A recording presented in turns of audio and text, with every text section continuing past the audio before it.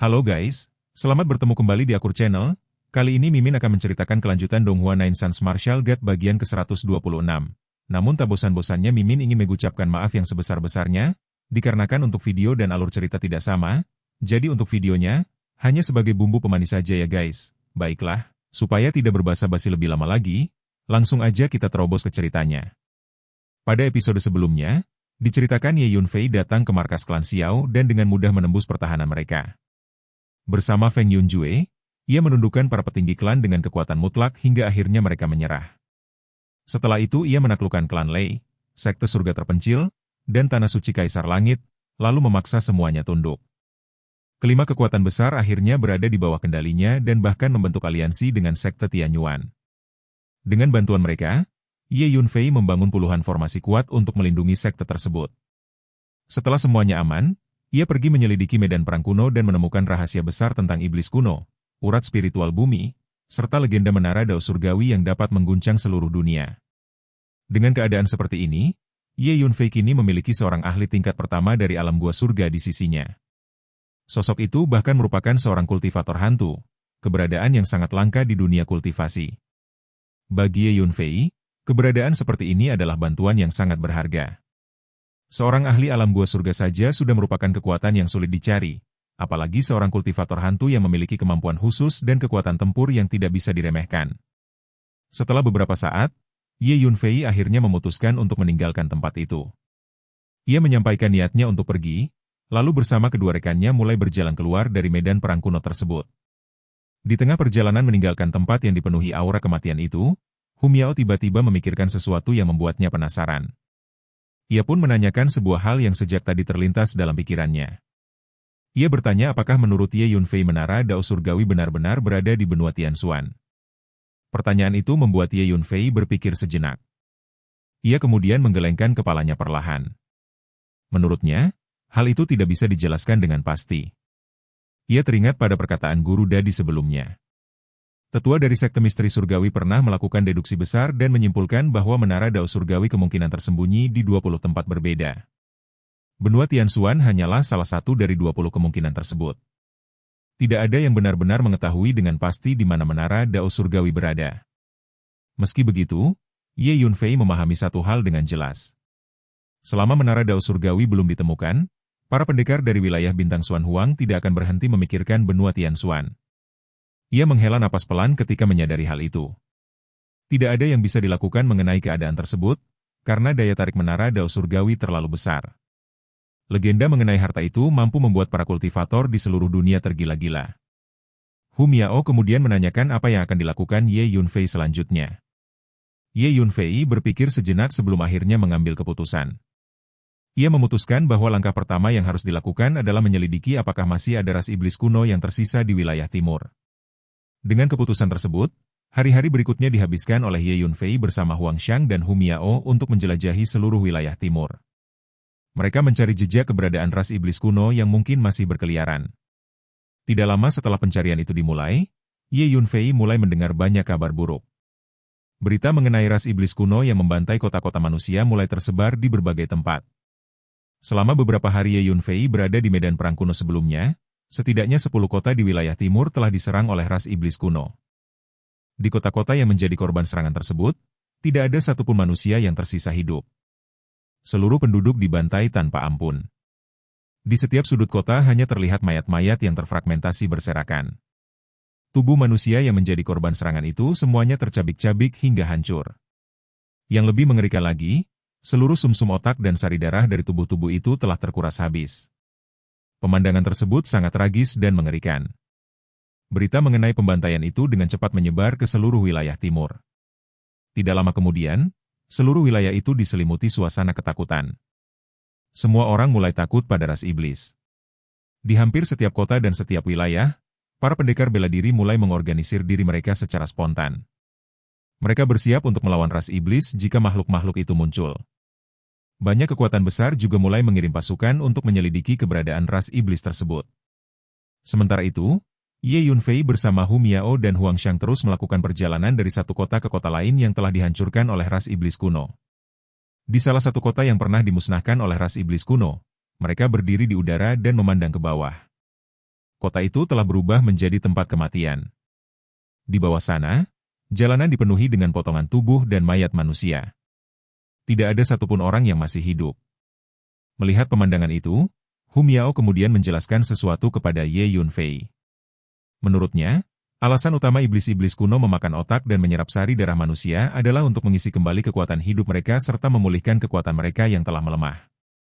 Ye Yunfei mengangguk pelan ketika mendengar penjelasan tersebut. Ia mengetahui bahwa banyak ras iblis memang menjadikan otak dan esensi manusia sebagai makanan mereka. Setelah mengamati situasi tersebut, Ye Yunfei mulai memahami sesuatu. Ia merasa bahwa kemungkinan besar guru Dadi memang benar. Iblis-iblis kuno itu sedang menuju ke arah barat. Tujuan mereka kemungkinan besar adalah Laut Barat. Ye Yunfei kemudian memandang jauh ke arah barat benua Tianshuan. Di bagian barat benua itu terbentang sebuah samudra yang sangat luas, yang dikenal sebagai Laut Barat. Konon luas Laut Barat setara dengan gabungan luas 5 wilayah utama di benua Tianshuan, yaitu wilayah timur, dataran barat, hutan belantara utara, perbatasan selatan, dan dataran tengah. Dengan kata lain, luasnya hampir setara dengan setengah dari seluruh benua Tianshuan. Di dalam Laut Barat hidup sejumlah besar makhluk laut. Beberapa di antaranya bahkan memiliki kekuatan yang sebanding dengan para ahli manusia di alam gua surga.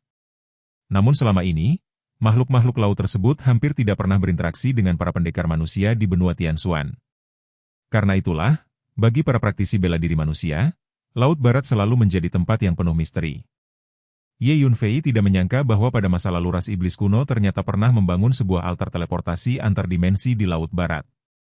Dengan pemikiran itu, Ye Yunfei segera memimpin Hu Miao dan Huang Xiang menuju ke arah barat untuk melakukan pengejaran. Baik Ye Yunfei maupun Hu Miao memiliki kepekaan yang sangat tajam terhadap aura ras iblis kuno.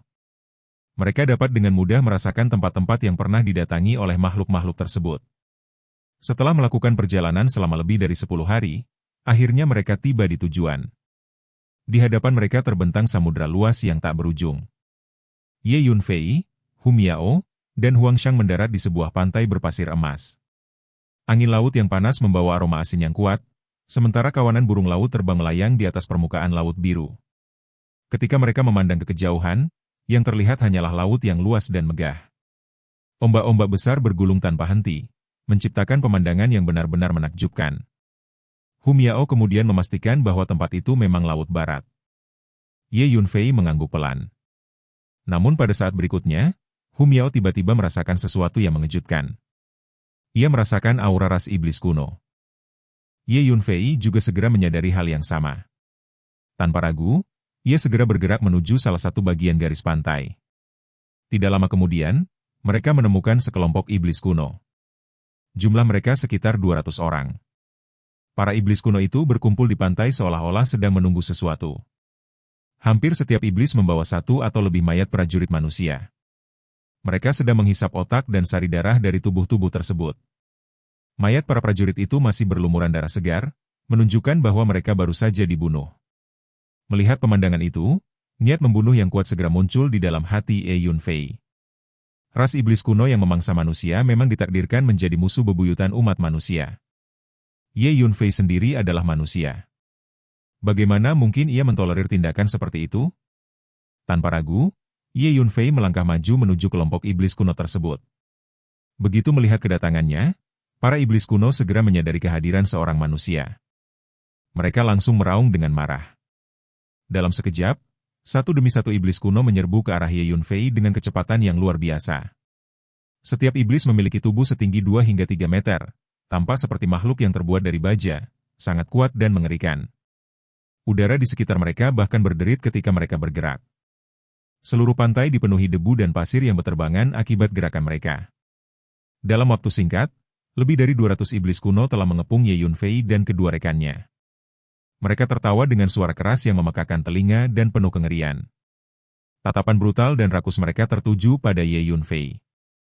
Air liur menetes dari mulut mereka. Di mata para iblis itu, Ye Yunfei hanyalah mangsa manusia yang masih muda dengan otak dan esensi yang lezat. Sebaliknya, Hu Miao dan Huang Xiang tidak terlalu menarik bagi mereka karena keduanya bukan manusia. Ye Yunfei hanya menggelengkan kepala dan mencibir ketika melihat sikap mereka. Menurutnya, Para iblis itu hanyalah sekumpulan binatang buas yang bahkan berani bersikap kurang ajar ketika kematian sudah berada di depan mata mereka. Ucapan Ye Yunfei tampaknya membuat para iblis kuno itu marah. Salah satu dari mereka segera memberi perintah untuk merobek Ye Yunfei. Dalam sekejap, semua iblis kuno melompat dan menerkam Ye Yunfei secara bersamaan. Mereka memperlihatkan taring tajam dan mengacungkan cakar iblis mereka yang mengerikan. Cakar-cakar itu bahkan tampak seolah-olah mampu merobek ruang itu sendiri. Beberapa dari mereka juga menjulurkan lidah panjang yang keras seperti baja, melesat seperti anak panah tajam menuju kepala Ye Yunfei. Namun Ye Yunfei tidak menunjukkan sedikit pun rasa takut. Ia justru mengeluarkan raungan keras. Seluruh kekuatan tubuhnya langsung dilepaskan tanpa ragu. Untaian energi berwarna kuning gelap mulai muncul di tubuhnya. Kekuatan fisik sebesar 20 juta jin yang dilepaskan sekaligus menciptakan efek yang sangat mengerikan. Tanah bergetar hebat.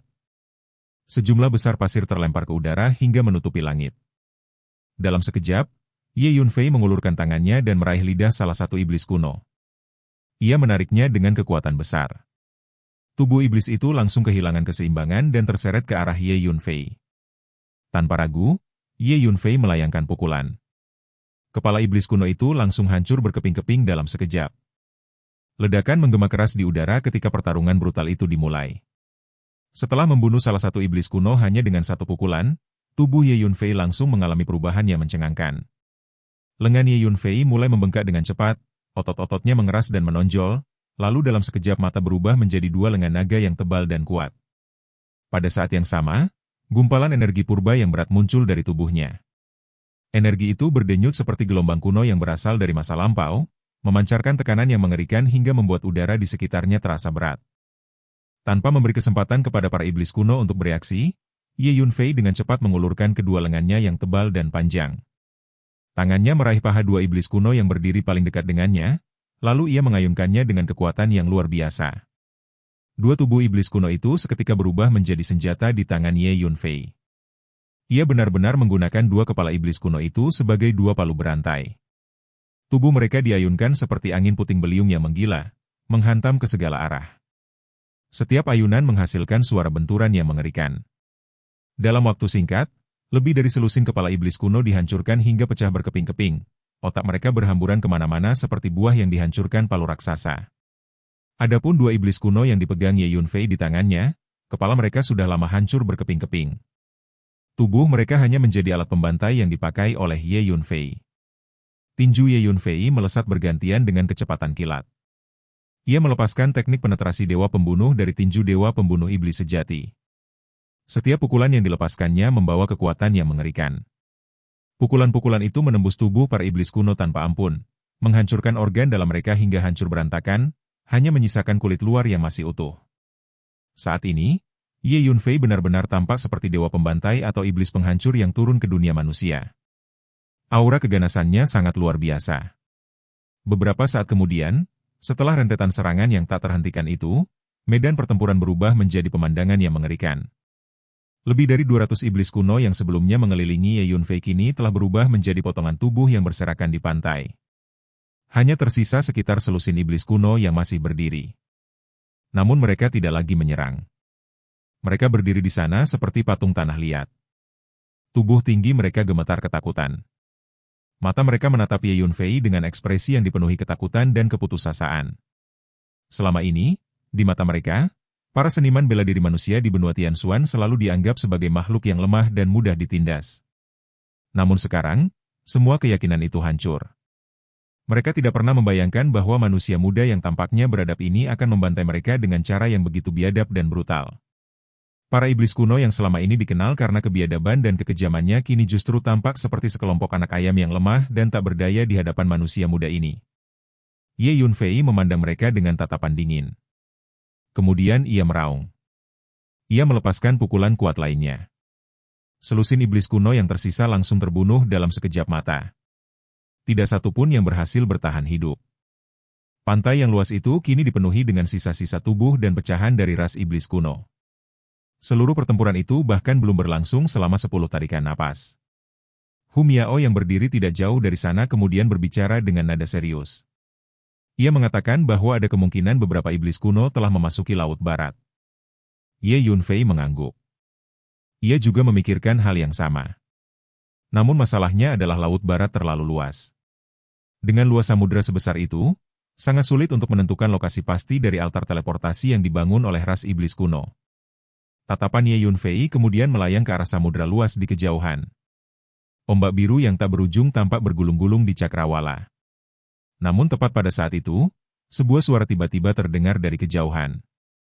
Seseorang mengatakan bahwa ada aura ras iblis kuno di tempat itu. Detik berikutnya, 4 atau 5 sosok yang memancarkan aura kuat turun dari langit seperti meteor yang jatuh mengejar bulan. Dalam sekejap, mereka mendarat di pantai. Yang datang ternyata adalah 5 orang tua. Aura mereka sangat kuat. Masing-masing dari mereka adalah ahli di alam gua surga. Tatapan Ye Yunfei langsung menyipit ketika merasakan tingkat kekuatan mereka. Di antara 5 orang itu, 2 orang berada di tingkat ke-7 alam gua surga. 3 lainnya berada di tingkat ke-6 alam gua surga. Ye Yunfei sedikit terkejut. Ia tidak menyangka bahwa di benua Tianxuan ternyata ada master tingkat ke-7 dari alam gua surga. Perlu diketahui bahwa Jie Changkong dari Akademi Penjaga hanyalah seorang master tingkat ke-6 alam gua surga, dan ia sudah dikenal sebagai salah satu ahli terkuat di benua Tianxuan. Namun sekarang, 2 ahli tingkat ke-7 tiba-tiba muncul. Kelima lelaki tua itu memandang mayat-mayat iblis kuno yang berserakan di pantai dengan ekspresi terkejut. Salah satu pria tua berjubah abu-abu kemudian mengamati Ye Yunfei dari kepala hingga kaki dan menanyakan apakah Ye Yunfei yang membunuh semua iblis kuno itu. Hu Miao dan Huang Xiang sudah lama bersembunyi sehingga perhatian para tetua itu hanya tertuju pada Ye Yunfei. Ye Yunfei dengan tenang mengangguk dan mengakui bahwa ia yang membunuh para iblis kuno tersebut. Salah satu lelaki tua berjubah hijau menghela napas kagum. Ia mengatakan bahwa mereka tidak menyangka benua Tianxuan memiliki talenta muda yang begitu luar biasa. Pada usia yang begitu muda, Ye Yunfei sudah berada di tahap awal alam cairan mendalam. Seorang lelaki tua berjubah putih kemudian memandang Ye Yunfei dengan tatapan ramah. Menurutnya, Ye Yunfei telah melakukan hal yang benar. Ras iblis kuno adalah musuh yang tidak bisa didamaikan bagi para pendekar benua Tianxuan. Oleh karena itu, ketika menghadapi iblis kuno, tidak boleh ada belas kasihan. Ia kemudian menyarankan agar Ye Yunfei segera kembali dan tidak tinggal di tempat itu terlalu lama. Selama periode ini, banyak iblis kuno akan memasuki Laut Barat. Jika Ye Yunfei bertemu dengan Jenderal Iblis, kemungkinan besar ia tidak akan mampu mengalahkannya. Ye Yunfei berpikir sejenak sebelum kemudian menyampaikan informasi penting kepada mereka. Ia mengatakan bahwa ia telah menerima berita bahwa ras iblis kuno telah memasuki Laut Barat dan sedang bersiap untuk mengaktifkan altar teleportasi. Kelima lelaki tua itu saling bertukar pandang. Ekspresi mereka seolah menunjukkan bahwa mereka sudah mengetahui informasi tersebut. Setelah itu, lelaki tua berjubah putih mengatakan bahwa mereka akan pergi ke Laut Barat untuk melihat situasinya secara langsung. Ia mengibaskan lengan bajunya. Sebuah pesawat ruang angkasa muncul di udara lalu mendarat di laut. Kelima lelaki tua itu kemudian berteleportasi dan mendarat di atas pesawat ruang angkasa tersebut. Sebelum pergi, lelaki tua berjubah putih kembali menasihati Ye Yunfei agar segera kembali.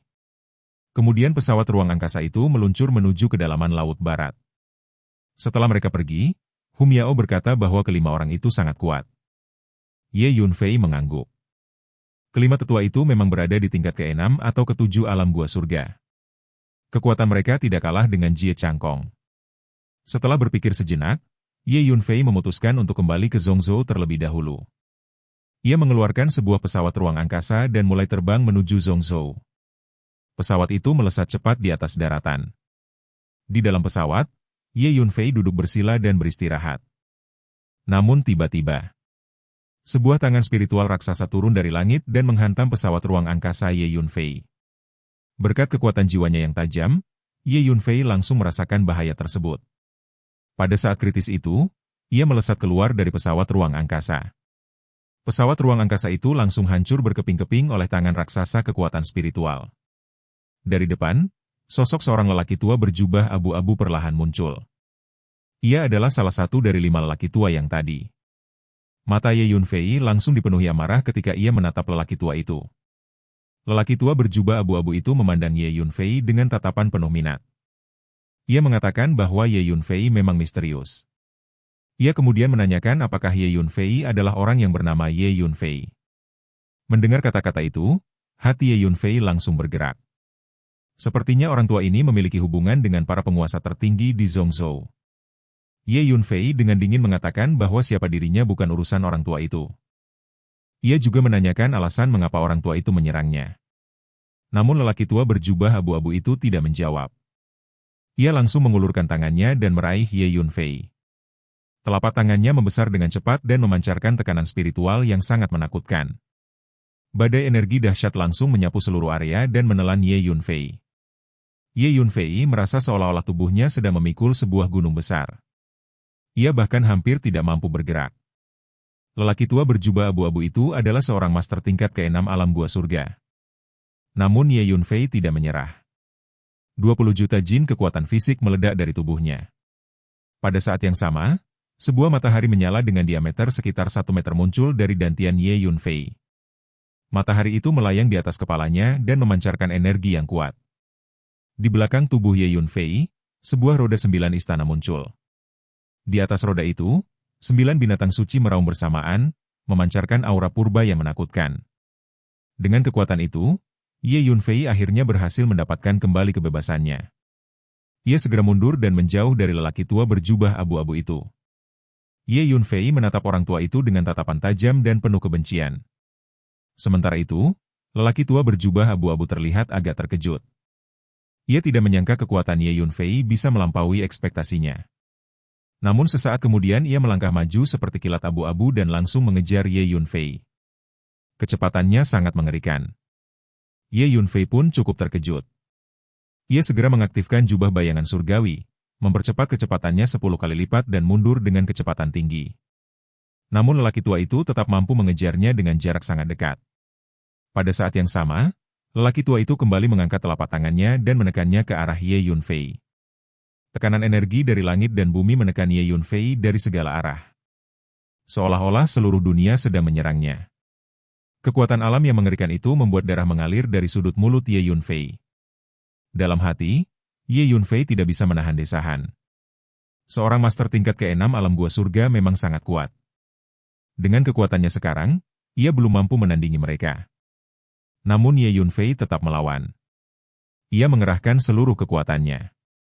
Kekuatan fisiknya, kitab 9 yang, dan roda totem 9 istana semuanya digunakan untuk menahan tekanan tersebut.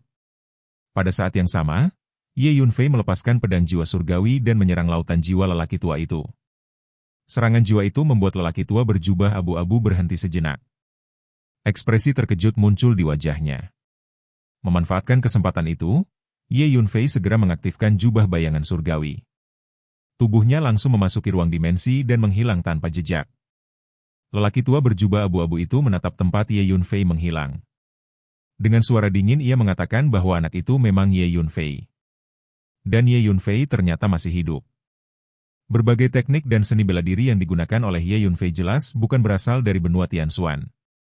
Hal ini membuat lelaki tua berjubah abu-abu itu semakin merasa curiga.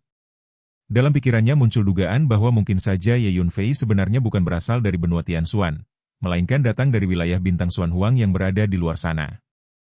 Jika dugaan itu benar, maka kemungkinan lain juga muncul. Bisa saja Ye Yunfei adalah mata-mata yang dikirim oleh kekuatan kuat dari luar wilayah untuk menyusup ke benua Tianxuan. Pikiran itu terus berputar di benak lelaki tua berjubah abu-abu tersebut. Ia bergumam pada dirinya sendiri sambil menatap ke arah tempat Ye Yunfei menghilang. Dalam hatinya, lelaki tua itu sudah membuat keputusan. Ia bersumpah akan menyelidiki latar belakang Ye Yunfei secara menyeluruh. Bukan hanya itu, ia juga menginginkan semua teknik bela diri yang dimiliki oleh pemuda tersebut. Dengan niat serakah itu, lelaki tua berjubah abu-abu tersebut mencibir dingin.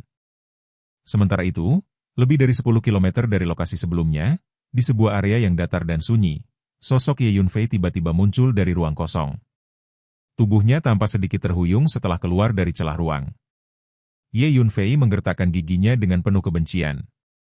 Dalam pikirannya hanya ada satu bayangan, yaitu lelaki tua berjubah abu-abu yang tadi menyerangnya secara tiba-tiba. Tidak lama kemudian, Hum Yao muncul di samping Ye Yunfei. Wajahnya dipenuhi kekhawatiran. Ia segera menanyakan keadaan Ye Yunfei dan khawatir bahwa tuannya mengalami luka serius setelah pertempuran tersebut. Ye Yunfei menggeleng pelan. Ia menjelaskan bahwa lukanya tidak terlalu serius. Cedera seperti itu masih bisa pulih dengan beristirahat sejenak. Sambil berbicara, Ye Yunfei mengeluarkan beberapa pil penyembuhan dari cincin penyimpanannya dan langsung memasukkannya ke dalam mulutnya.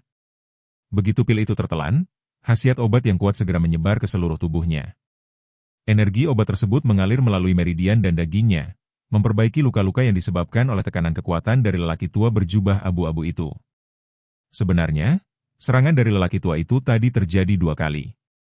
Serangan kedua bahkan berhasil melukai Ye Yunfei.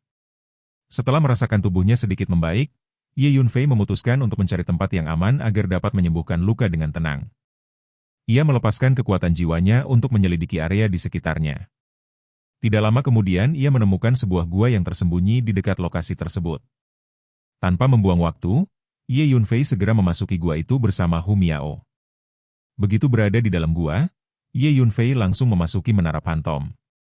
Menara pantom itu kemudian berubah menjadi setitik debu kecil dan jatuh di sudut gua yang gelap.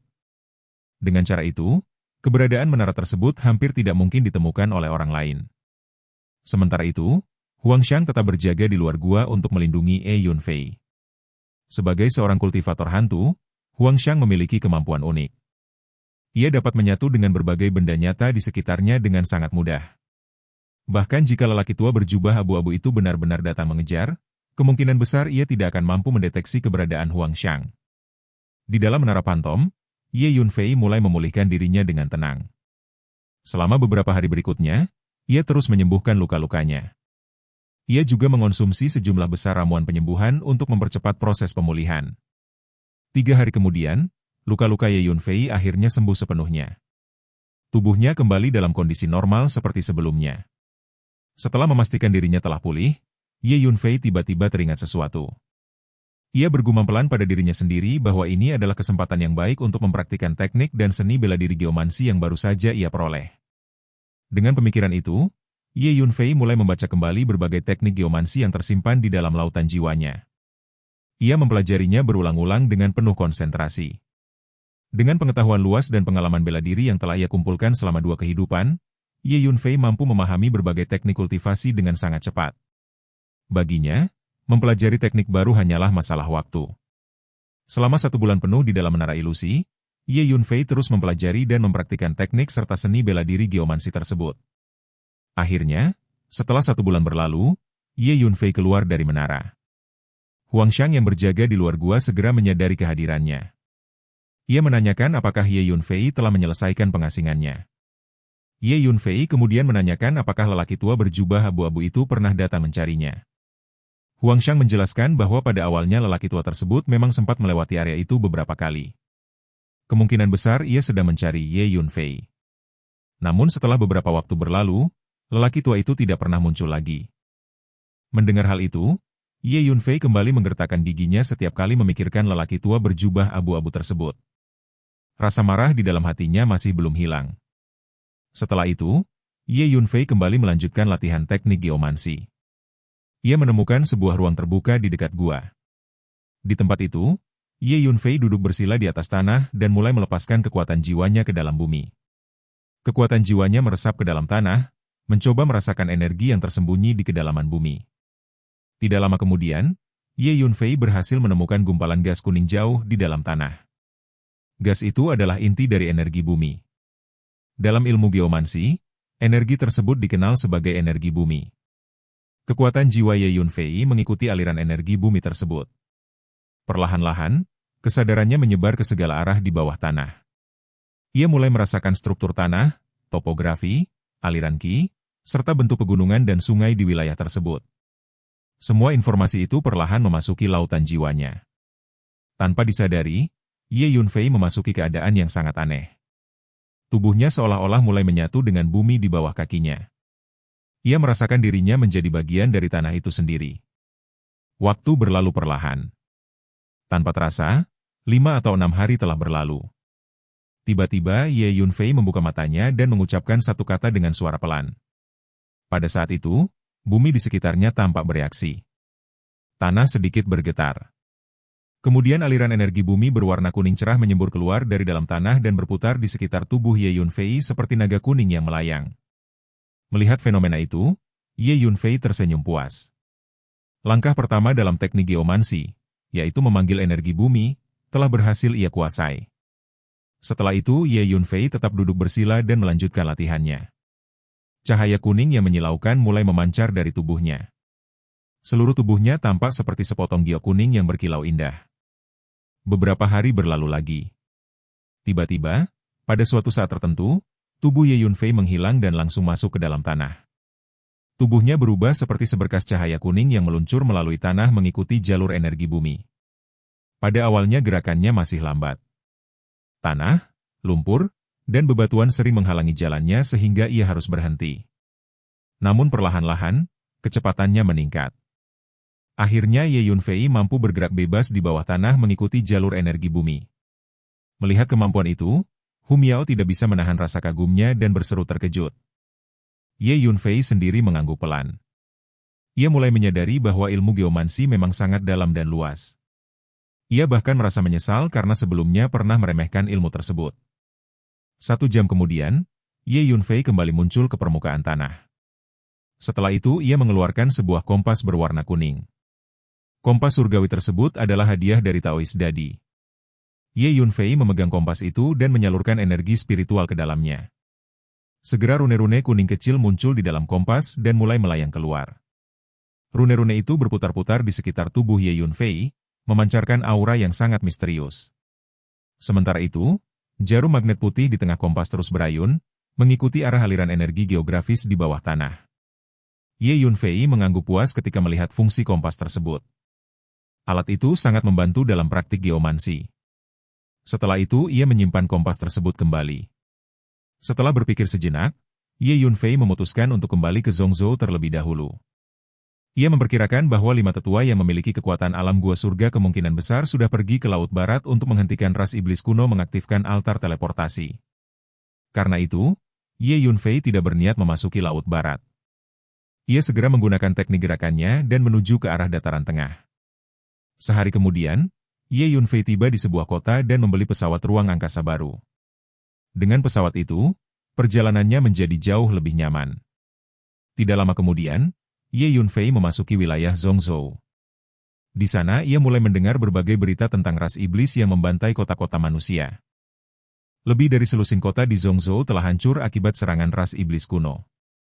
Para prajurit manusia mengalami banyak korban. Banyak kekuatan besar mulai membentuk aliansi dan memburu ras iblis tersebut di berbagai tempat. Namun ras iblis kuno sangat sulit dilacak. Beberapa hari kemudian, Ye Yunfei akhirnya kembali ke Akademi Penjaga. Begitu ia tiba di sana, Jie Changkong dan para pejabat tinggi Akademi segera menyambutnya. Mereka semua tampak sangat senang melihat Ye Yunfei kembali dengan selamat. Jie Changkong kemudian menyampaikan bahwa seseorang bernama Tetua He ingin bertemu dengan Ye Yunfei. Mendengar nama itu, Ye Yunfei sedikit terkejut. Ia tidak ingat ada tetua di Akademi Penjaga yang bernama He. Jie Changkong kemudian menjelaskan bahwa Tetua He adalah tetua paling senior di akademi tersebut. Ia baru saja kembali dari kota penjaga. Ketika mendengar nama kota penjaga, hati Ye Yunfei langsung tergerak. Ia segera teringat pada 5 orang tua yang pernah ia temui di pantai Laut Barat sebelumnya. Di dalam ruang sidang Dewan Akademi Penjaga, suasana terlihat tenang namun penuh wibawa.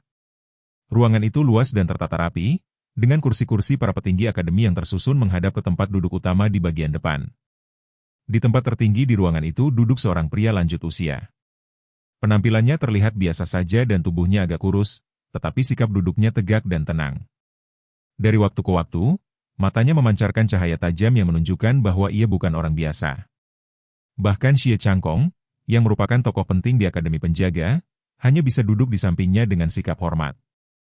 Pemandangan itu saja sudah cukup untuk menunjukkan betapa tinggi status pria tua tersebut di dalam Akademi Penjaga. Orang tua itu tidak lain adalah Tetua He, sosok yang sebelumnya disebutkan oleh Jie Changkong. Ia adalah seorang master tingkat ke-6 dari alam gua surga. Ketika Ye Yunfei memasuki ruang sidang dewan, Tetua He memandangnya dengan penuh perhatian. Setelah mengamatinya sejenak, lelaki tua itu tersenyum ramah. Ia mengatakan bahwa bertemu langsung dengan Ye Yunfei ternyata jauh lebih baik daripada hanya mendengar namanya saja. Menurutnya, Ye Yunfei telah membantu Akademi Penjaga melewati masa-masa yang paling sulit. Selain itu, Ye Yunfei juga secara pribadi dipilih oleh Sang Pelindung sebagai penerusnya, sesuatu yang menurut Tetua He sangat mengesankan. Sikap Tetua He terlihat sangat ramah ketika berbicara. Walaupun ia adalah tokoh senior dengan status yang sangat tinggi di Akademi Penjaga, di mata para petinggi Akademi Ye Yunfei memiliki kedudukan yang sangat istimewa. Ia adalah penerus yang dipilih langsung oleh Sang Pelindung, sehingga tidak ada seorang pun yang berani meremehkannya. Ye Yunfei membalas dengan sikap rendah hati. Ia mengatakan bahwa Tetua He terlalu menyanjungnya. Setelah itu, Ye Yunfei langsung menanyakan sesuatu yang sejak tadi membuatnya penasaran. Ia mengatakan bahwa ia mendengar dari Dekan Xie bahwa Tetua He baru saja kembali dari sebuah tempat yang disebut Kota Penjaga. Ye Yunfei mengakui bahwa ini adalah pertama kalinya ia mendengar nama tempat tersebut, sehingga ia ingin mengetahui apa sebenarnya Kota Penjaga itu. Pertanyaan itu membuat Tetua He mengangguk perlahan. Ia mengatakan bahwa Ye Yunfei sekarang adalah salah satu anggota inti dari kepemimpinan Akademi Penjaga, sehingga sudah waktunya bagi Ye Yunfei untuk mengetahui tentang Kota Penjaga. Tetua He kemudian mulai menjelaskan. Pada masa lalu, musuh-musuh kuat dari luar alam pernah menembus tembok perbatasan benua Tianxuan. Mereka menemukan celah di tembok tersebut dan menggunakan celah itu untuk menyerang benua Tianxuan. Pada saat itu, para pendekar dari benua Tianxuan bersatu di bawah kepemimpinan Sang Pelindung. Mereka bangkit melawan musuh-musuh dari luar alam tersebut. Setelah melalui perang yang sangat sulit dan panjang, para pendekar benua Tianxuan akhirnya berhasil mengusir semua musuh kuat dari luar wilayah. Namun, celah yang muncul di tembok perbatasan itu tetap menjadi bahaya besar. Musuh dari luar alam bisa saja menyerang kembali melalui celah tersebut kapan saja. Karena itulah Sang Pelindung bersama para ahli terkuat di benua Tianxuan mengambil keputusan penting. Mereka menghabiskan sumber daya yang tidak terbayangkan jumlahnya, serta waktu yang sangat lama, untuk membangun sebuah kota tepat di lokasi celah tembok perbatasan tersebut. Tidak hanya itu, mereka juga mengirim sekelompok pendekar elit untuk menjaga kota tersebut. Kota itulah yang dikenal sebagai Kota Penjaga. Mendengar penjelasan itu, Ye Yunfei akhirnya memahami gambaran dasar mengenai Kota Penjaga. Tetua He kemudian melanjutkan ceritanya. Ia mengatakan bahwa dirinya telah menjaga Kota Penjaga atas nama Akademi Penjaga selama lebih dari 100 tahun. Nada suaranya sedikit terdengar melankolis ketika mengatakan hal itu. Seorang master alam gua surga biasanya hanya memiliki umur beberapa ratus tahun saja. Menghabiskan lebih dari 100 tahun untuk menjaga Kota Penjaga berarti Tetua He telah mengorbankan sebagian besar hidupnya demi menjaga keselamatan benua Tianxuan. Tetua He kemudian menyebutkan bahwa dalam waktu terakhir ini muncul perkembangan yang mengkhawatirkan. Musuh-musuh kuat dari luar alam, terutama ras iblis kuno, mulai bangkit kembali. Mereka tampaknya ingin menyerang benua Tianxuan sekali lagi. Tidak hanya itu, Tetua He juga mengatakan bahwa ia dapat merasakan sesuatu yang lebih mengkhawatirkan. Kali ini ras iblis kuno tampaknya datang dengan kekuatan yang jauh lebih besar. Ketika mengatakan hal itu, secercah kekhawatiran terlihat jelas di mata Tetua He. Setelah mendengar penjelasan tersebut, Ye Yunfei teringat sesuatu. Ia segera mengeluarkan selembar batu giok perekam dari cincin penyimpanannya. Setelah diaktifkan, batu giok itu menampilkan bayangan seorang lelaki tua berjubah abu-abu. Sosok itu tidak lain adalah lelaki tua yang pernah menyerang Ye Yunfei di pantai barat. Tetua He langsung mengenali orang tersebut. Ia mengatakan bahwa orang itu bernama Feng Yundan, seorang tetua senior dari keluarga Feng Yun. Selama bertahun-tahun, seperti halnya Tetua He, Feng Yundan juga telah menjaga kota perbatasan tersebut. Tetua He kemudian menanyakan apakah Ye Yunfei mengenal Feng Yundan. Ye Yunfei mencibir dingin ketika mendengar nama itu. Ia mengatakan bahwa bukan hanya saling mengenal, mereka bahkan pernah bertarung. Tetua He tampak sedikit terkejut ketika mendengar hal itu. Ia kemudian mengatakan dengan nada marah bahwa lelaki tua itu memang pantas mendapatkannya. Tetua He juga menjelaskan bahwa dalam beberapa hari terakhir penguasa kota Tianchang telah mengirim beberapa ahli ke Laut Barat untuk melacak keberadaan ras iblis kuno. Feng Yundan adalah salah satu dari orang-orang yang dikirim ke sana. Tetua He tidak menyangka bahwa Feng Yundan akan benar-benar menyerang Ye Yunfei. Setelah itu Ye Yunfei menanyakan satu hal lagi. Ia bertanya apakah Kota Penjaga sudah mengetahui bahwa ras iblis kuno berniat memasuki Laut Barat untuk mengaktifkan altar teleportasi. Tetua He menjawab bahwa mereka sudah mengetahui hal itu. Mendengar jawaban tersebut, Ye Yunfei merasa sedikit lega. Karena jika Kota Penjaga sudah mengetahui situasi tersebut, maka kemungkinan besar mereka telah mengambil tindakan. Di Kota Penjaga sendiri ditempatkan banyak ahli kuat. Bahkan kemungkinan besar setiap ahli di sana lebih kuat daripada Ye Yunfei saat ini. Pada saat itu Jie Changkong tiba-tiba menanyakan sesuatu kepada Ye Yunfei. Ia bertanya apakah identitas Ye Yunfei sekarang telah terungkap. Ye Yunfei mengangguk dan mengatakan bahwa kemungkinan besar memang sudah demikian. Mendengar hal itu, Ji Changkong segera memperingatkan Ye Yunfei agar tidak keluar dari akademi untuk sementara waktu. Ye Yunfei hanya tersenyum tipis dan mengatakan bahwa ia mengerti. Tetua He kemudian mengatakan sesuatu yang membuat suasana menjadi sedikit berat. Ia menyarankan agar para murid akademi memanfaatkan waktu yang ada untuk meningkatkan kekuatan mereka secepat mungkin. Menurutnya, kali ini musuh dari luar wilayah datang dengan kekuatan yang sangat besar. Ia memiliki firasat bahwa benua Tianxuan akan segera memasuki era kekacauan. Setelah mendengar kata-kata itu, wajah Xie Changkong dan para pejabat tinggi lainnya juga menjadi serius. Jika musuh kuat dari luar alam benar-benar menyerang, maka tidak ada seorang pun pendekar di benua Tianxuan yang dapat hidup dengan tenang. Setelah pertemuan itu selesai, Ye Yunfei kembali ke puncak gunung miliknya di Akademi Penjaga. Ia memasuki ruang kultivasinya dan duduk bersila. Dalam pikirannya, Ye Yunfei mulai menganalisis kekuatannya sendiri. Ia menyadari bahwa kekuatan tempurnya saat ini kira-kira setara dengan ahli tingkat pertama alam gua surga. Namun kekuatan itu masih terlalu lemah. Sekarang musuh kuat dari luar alam sedang bersiap menyerang, sementara para ahli dari kota penjaga juga mulai bermunculan. Semua itu menandakan bahwa benua Tianxuan akan segera memasuki masa kekacauan besar. Dengan kekuatan yang ia miliki sekarang, Ye Yunfei merasa bahwa ia bahkan hampir tidak mampu melindungi dirinya sendiri. Apalagi untuk melindungi keluarganya dan sektenya. Ye Yunfei mengerutkan kening sambil mengingat berbagai peristiwa yang terjadi belakangan ini. Ia memahami bahwa para ahli yang berasal dari kota penjaga pada dasarnya adalah para ahli terkuat di seluruh benua Tianxuan. Kemunculan mereka mungkin merupakan kabar baik bagi benua tersebut. Namun bagi Ye Yunfei, hal itu justru merupakan kabar buruk. Sebagian besar ahli di kota penjaga berasal dari kekuatan-kekuatan besar di Zhongzhou.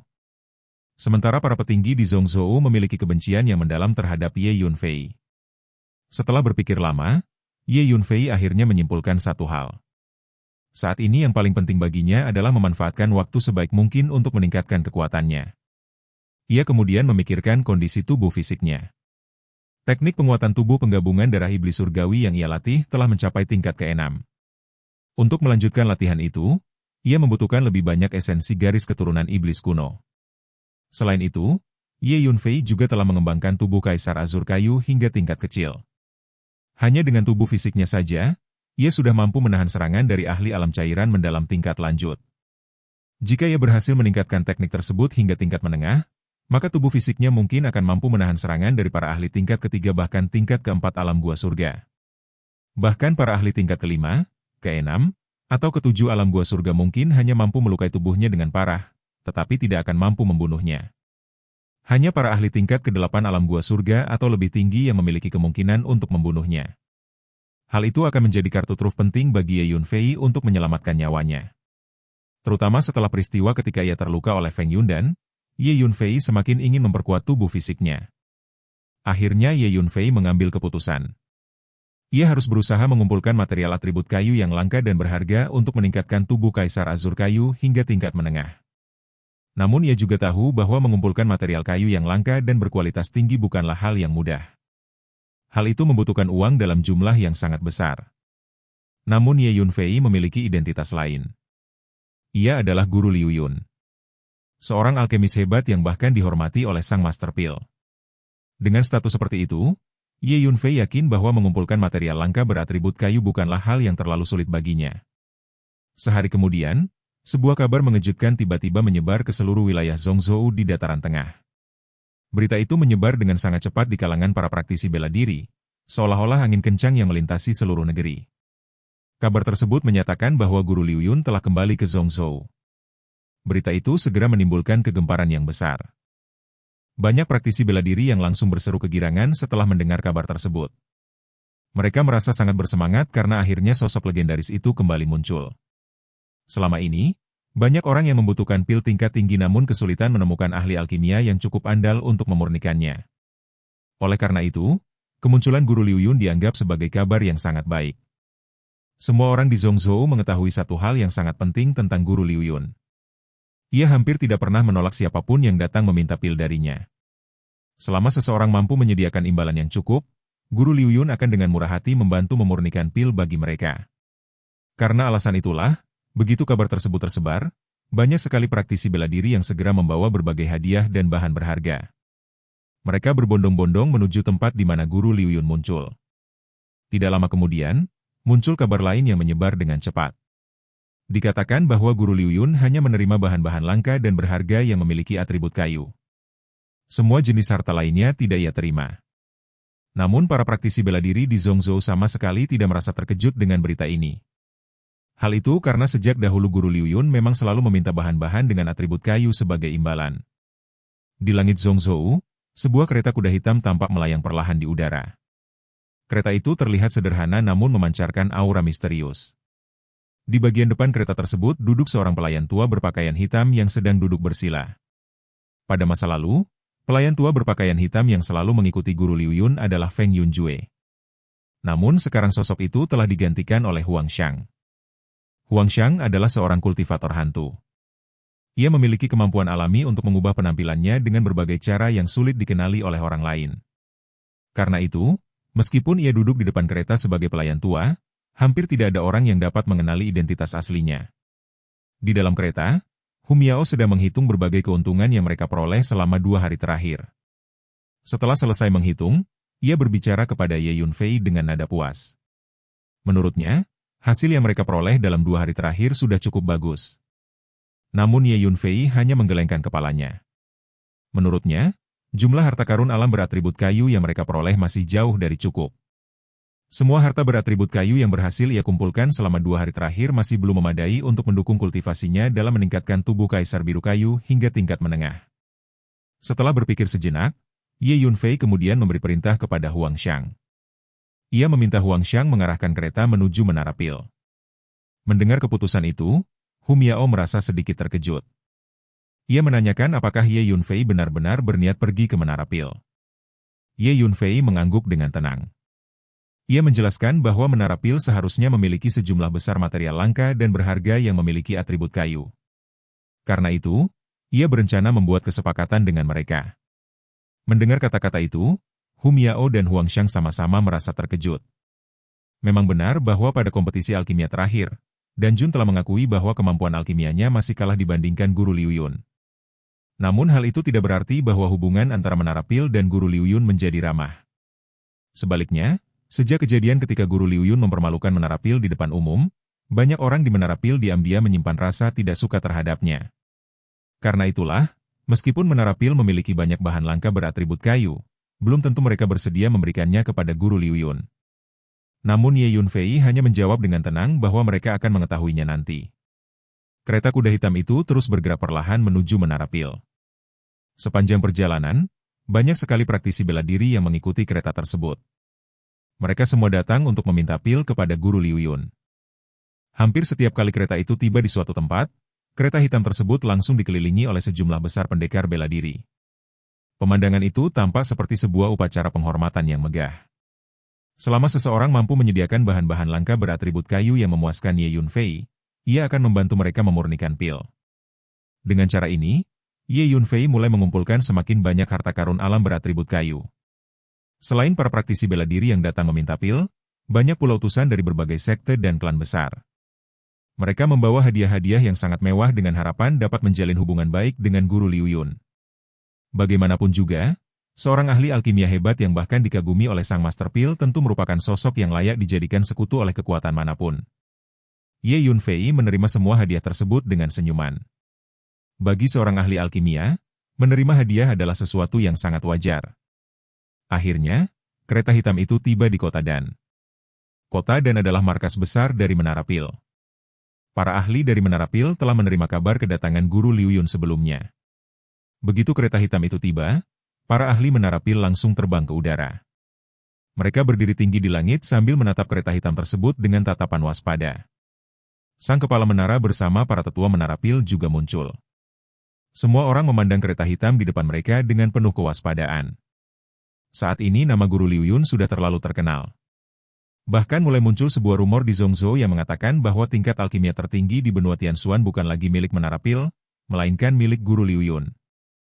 Hal ini tentu sangat sulit diterima oleh Menara Pil yang selama bertahun-tahun menikmati kejayaan sebagai pusat alkimia nomor 1.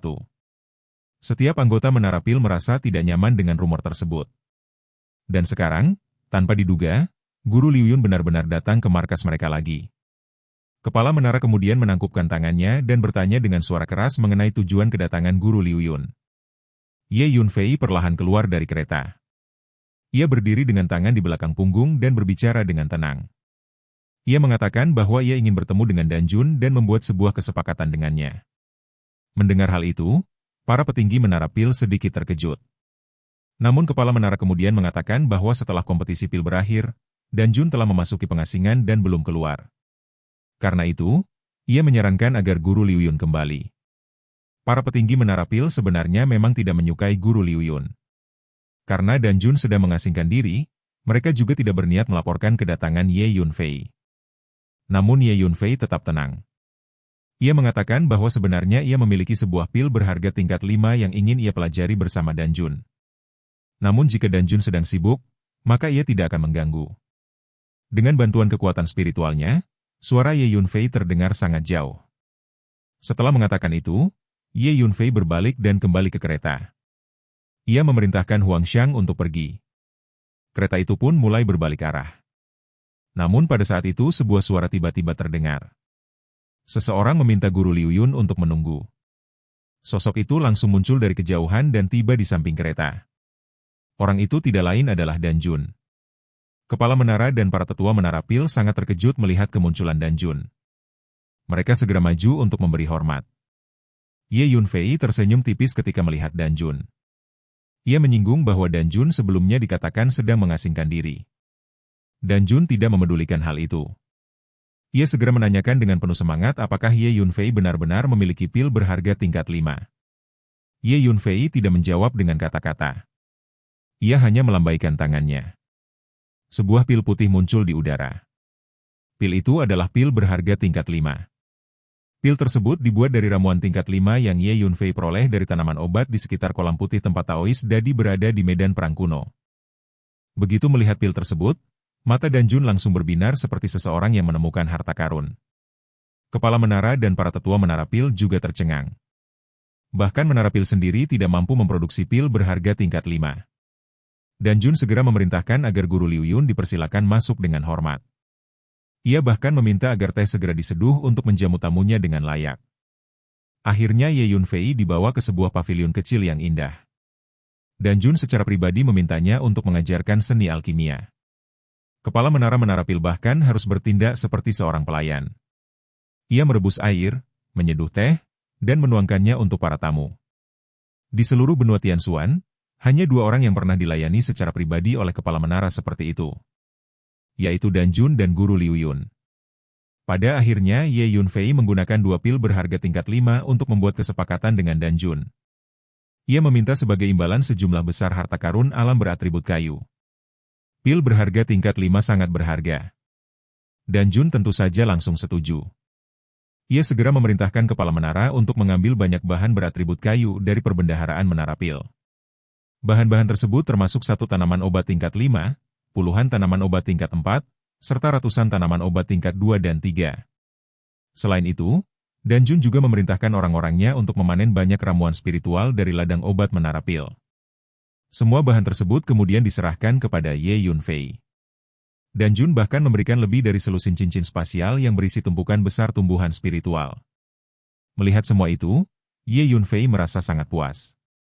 Setelah itu, meskipun Dan Jun berulang kali mencoba membujuknya untuk tinggal lebih lama, Ye Yunfei tetap meninggalkan menara pil dan kembali menuju akademi penjaga. Sepanjang perjalanan, ia terus membantu orang memurnikan pil dan mengumpulkan semakin banyak bahan beratribut kayu. Dalam waktu singkat, hampir semua harta karun alam beratribut kayu di Zhongzhou mulai berkumpul di tangan Ye Yunfei. Beberapa hari kemudian, Ye Yunfei kembali secara diam-diam ke akademi penjaga. Ia langsung memasuki ruang rahasia di puncak gunung miliknya. Di sana ia memasuki menara ilusi dan menumpuk semua harta karun alam beratribut kayu di sekeliling tubuhnya. Ia menarik napas dalam-dalam. Ia bertekad untuk meningkatkan tubuh Kaisar Biru Kayu hingga tingkat menengah. Dengan kekuatan itu, bahkan jika ia bertemu dengan ahli tingkat ke-7 alam gua surga, selama ia berhati-hati, nyawanya tidak akan berada dalam bahaya. Gunungan harta karun beratribut kayu menelan tubuh Ye Yunfei. Energi hijau kebiruan yang sangat kuat memenuhi seluruh ruang. Cahaya energi itu mewarnai seluruh ruang menjadi warna hijau kebiruan yang terang. Ye Yunfei duduk bersila di dalam ruang rahasia tempat ia berkultivasi. Di sekeliling tubuhnya menumpuk berbagai harta karun alam beratribut kayu yang telah ia kumpulkan selama beberapa waktu terakhir.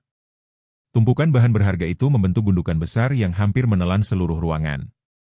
Dengan tenang Ye Yunfei mengaktifkan tubuh kayu kaisar biru. Dalam sekejap, energi atribut kayu berwarna biru yang luas dan dahsyat mulai berkumpul menuju tubuhnya. Aliran energi itu datang dari segala arah, seperti sungai-sungai energi yang mengalir menuju pusatnya.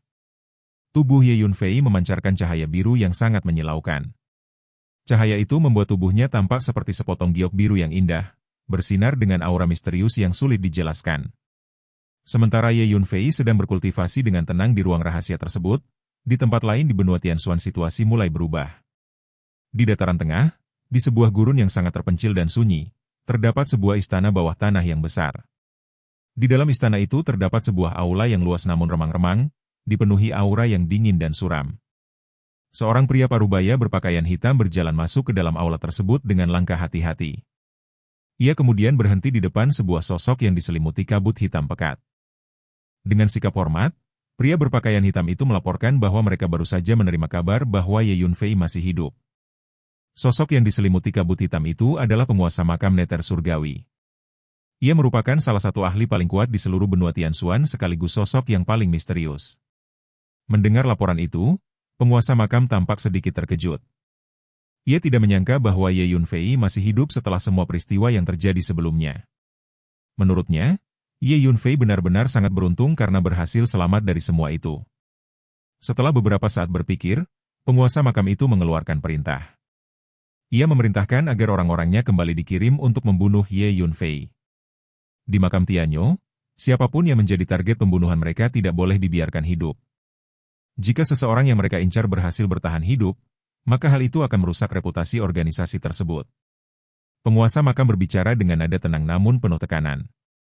Pria parubaya berbaju hitam itu segera menerima perintah tersebut dengan hormat.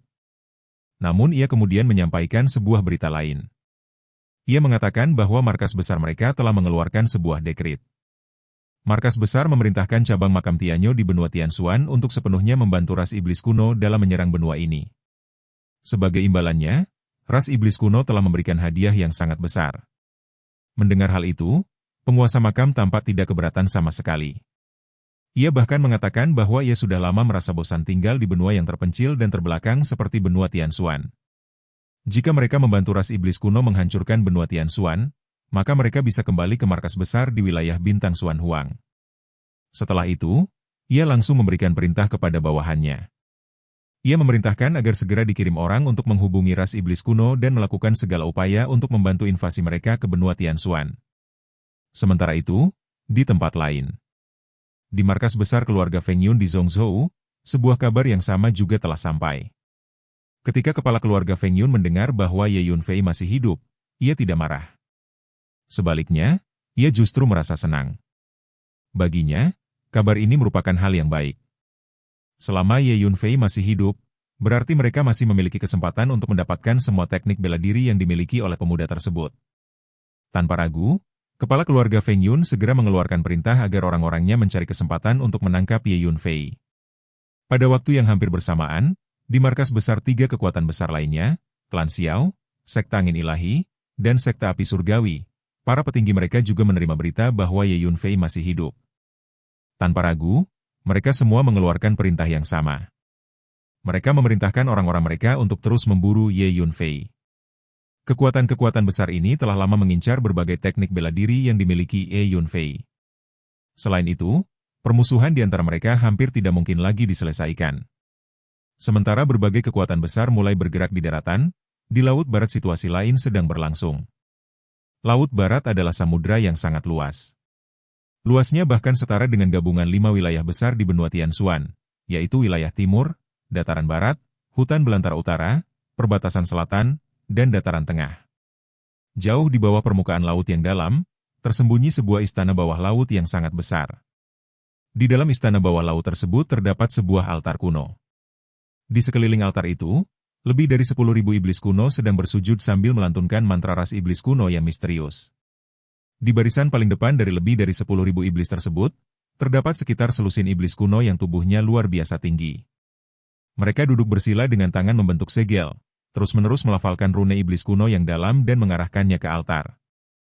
Selusin iblis raksasa itu adalah para jenderal iblis. Masing-masing dari mereka memiliki kekuatan yang setara dengan seorang ahli manusia di alam gua surga. Altar yang berada di tengah mereka mulai bergetar perlahan. Dari altar itu memancar aura waktu yang sangat kuat. Pada suatu saat, sesuatu yang luar biasa terjadi. Aura iblis yang sangat pekat tiba-tiba muncul di ruang di atas altar. Perlahan-lahan sebuah sosok mulai terbentuk dari bayangan ilusi. Sosok itu semakin lama semakin jelas. Akhirnya, seorang anggota ras iblis kuno dengan tinggi sekitar 5 meter muncul di atas altar tersebut. Aura kekuatan iblis yang memancar dari tubuhnya sangat menakutkan. Tubuhnya tampak seperti cairan yang terus bergelombang lembut seperti air. Namun sosok itu sebenarnya hanyalah sebuah proyeksi. Ia adalah bayangan yang diproyeksikan dari dunia lain melalui metode rahasia. Begitu sosok itu muncul, seluruh 10.000 iblis kuno yang berada di sekitar altar langsung bersujud dan memberi salam dengan suara serempak. Sosok itu adalah Lord Solo. Lord Solo memandang ke sekeliling altar dan mengangguk puas. Menurutnya, lebih dari 10.000 anggota ras mereka telah berhasil dibangkitkan. Namun ia juga memperhatikan bahwa altar tersebut telah kehilangan lebih dari setengah energinya. Karena itu ia memutuskan untuk mengajarkan sebuah metode rahasia.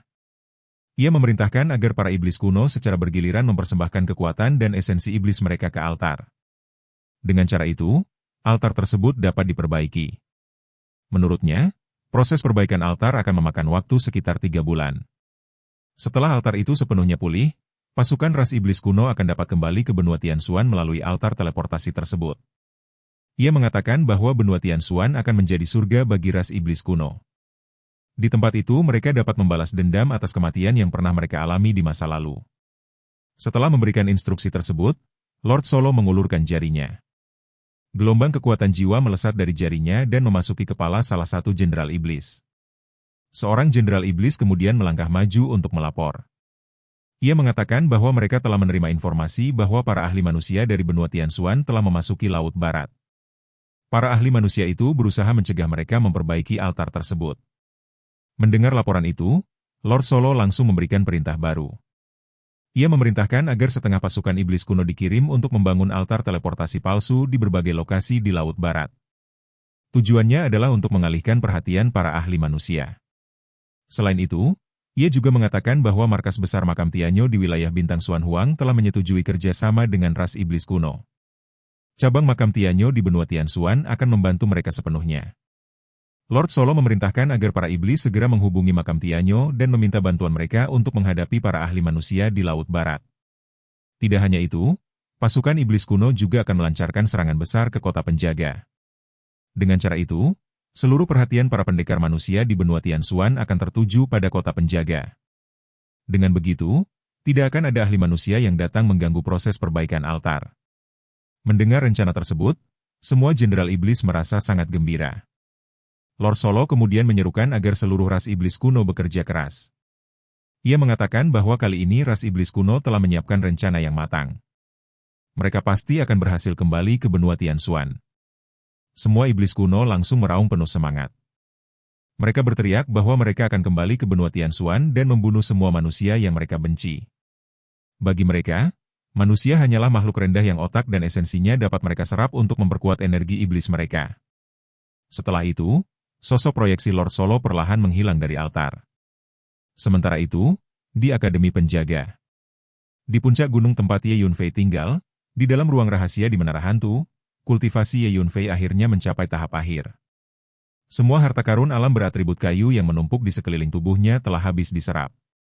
Benda-benda itu kini hanya tersisa sebagai tumpukan sampah yang tidak memiliki energi lagi. Ye Yunfei perlahan membuka matanya. Ia kemudian berdiri. Seluruh tubuhnya sekarang memancarkan cahaya biru terang. Setiap bagian tubuhnya, termasuk rambut, bulu tubuh, bahkan kuku, berwarna biru cemerlang. Ia tampak seperti sebuah patung yang dipahat dari giok biru yang indah. Lapisan cahaya biru menyelimuti tubuhnya. Cahaya itu bahkan mengubah ruang di sekitarnya sejauh ribuan meter menjadi warna biru. Vitalitas yang memancar dari tubuhnya sangat kuat hingga terasa luar biasa. Ye Yunfei kemudian berkata dengan percaya diri bahwa akhirnya ia berhasil mengembangkan tubuh kayu Kaisar Azur hingga tingkat menengah. Dengan daya tahan fisik yang ia miliki sekarang, bahkan jika ia diserang oleh seorang ahli tingkat ke-6 alam buah surga, mereka mungkin tidak akan mampu membunuhnya. Dengan kata lain, pada saat ini hanya ada sedikit orang di seluruh benua Tianxuan yang mampu membunuh Ye Yunfei. Dan, adegan ini pun mengakhiri pertemuan kita kali ini. Terima kasih kepada semua yang telah menyimak dari awal sampai akhir video ini. Dan juga Mimin ingin mengucapkan terima kasih yang sebesar-besarnya kepada semua yang sudah subscribe Akur Channel. Semoga semuanya dimudahkan rezekinya, dan dilancarkan segala urusannya, juga disehatkan selalu setiap saat, dan terhindar dari segala penyakit. Amin.